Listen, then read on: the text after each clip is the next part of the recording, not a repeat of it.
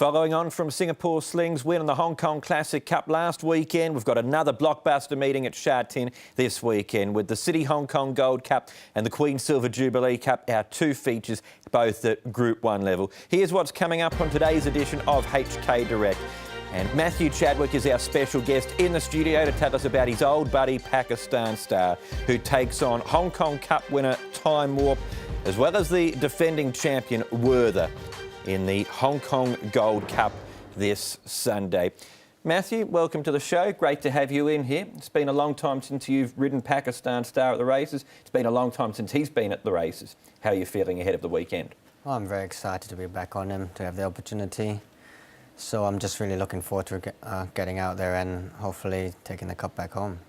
It's a race you've won before too, back in 2011 on California memory. And here's the lineup for this year's renewal of the race. Field of 9 to line up for the $10 million Hong Kong Gold Cup over 2,000 metres. And Time Warp back up to this trip. The winner of the Hong Kong Cup 2 starts ago. Werther's the defending champion, one of 3 runners in the race for John Moore, who's won this on 12 occasions. Pakistan Star will jump from gate 1 with Matthew on board. Seasons Bloom will be ridden by Joe Moreira. The only other time he raced over 2,000 metres, he finished 4th in the Derby. Eagle Way's a dual Group 3 winner in Hong Kong. Christophe Soumillon flies in to ride Gold Mount, and Helene Charisma's yet to win from 14 starts here in Hong Kong.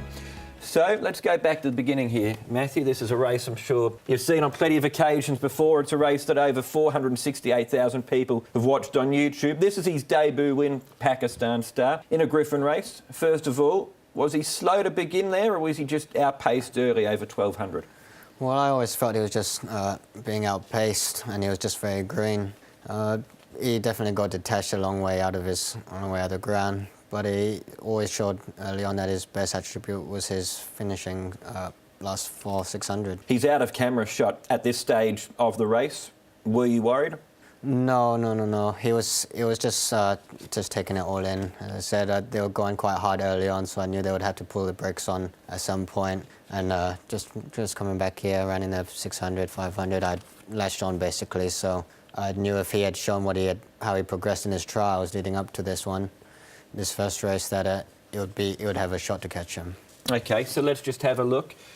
You're about to make your move out wide at this stage of the race. What was about to come, though? That acceleration that he showed. Were you expecting that?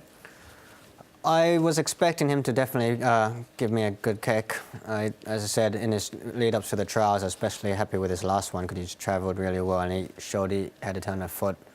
So, as I said, in this particular race, there weren't too many outstanding Griffins, so he definitely had his chance. All the same, though, even though it was a weak field, horses don't win like that very often. No, the way he won and the lengths he picked up on them was definitely, as I said, his best attributes. So it was definitely showing what was to come in future. Did he surprise you how quickly he got to a level where he was the runner-up in the Derby and then the runner-up in an Open Age International Group 1, the Audemars Piguet QE2? Yes and no. I mean, a lot of education, when I was taken off or replaced, he was still learning a lot. He was still in that phase where he had to try pick up a lot of education within such a short period of time going into the Derby. So it was, as I said again, it's very immature and he probably needed a bit longer time, which probably showed. But the way he ran, I never thought he couldn't do it. It was the way he ran in the Derby. He was able to sit back and relax eventually and show his best attribute, which was the last 600, and almost pick him up. If he was able to settle a bit earlier in the race, who knows? He might have even picked off Rapid Dragon. Let's talk about his quirks because they're well documented. The day that he stopped in the Premier Plate, you weren't riding him, you weren't riding in the race. What was going through your mind, though, sitting there watching it on TV? Yes, I think I might have been suspended or I was out injured, but I remember watching it very clearly. I was at home in front of my TV, and coming towards the area where he was about to stop, you could see he wasn't concentrating, he wasn't so happy there because he was looking around, he was starting to get his head up. I knew something was amiss, and I could tell he was gonna. It was 90% chance he was gonna stop. So I wasn't too surprised when he put the heels in. Had he ever done that with you in track work or any other time?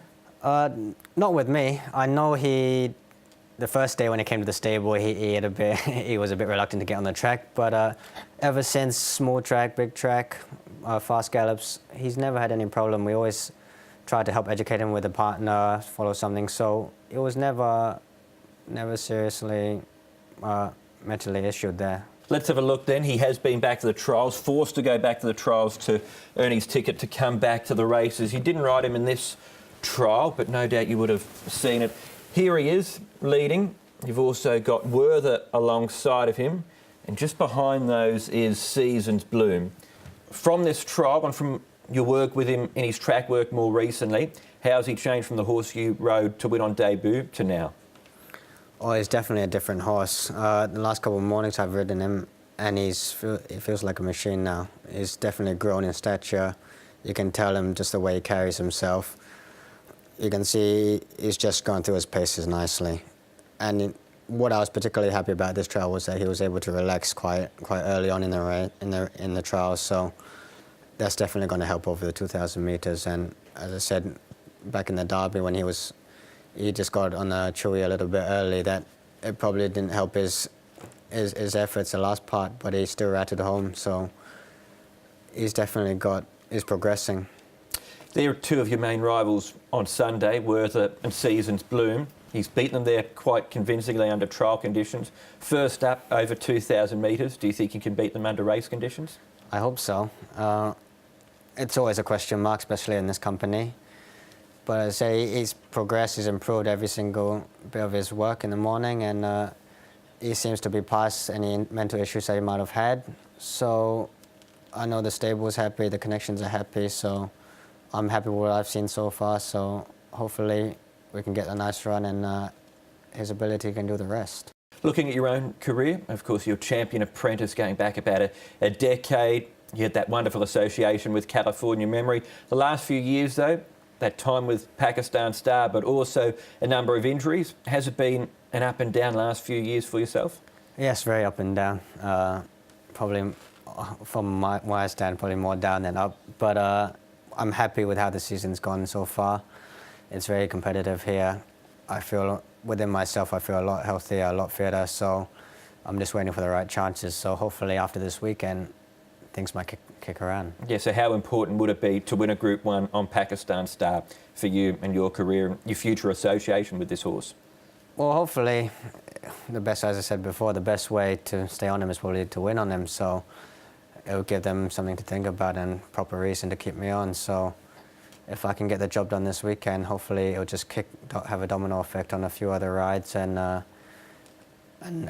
build up some confidence within and kick on and ride some more winners.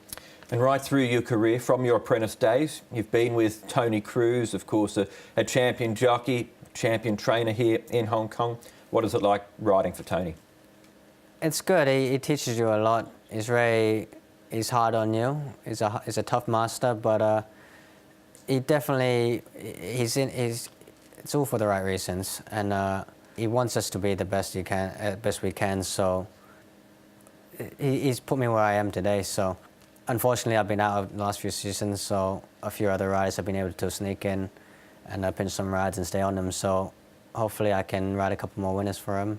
Hopefully a Group 1 will help.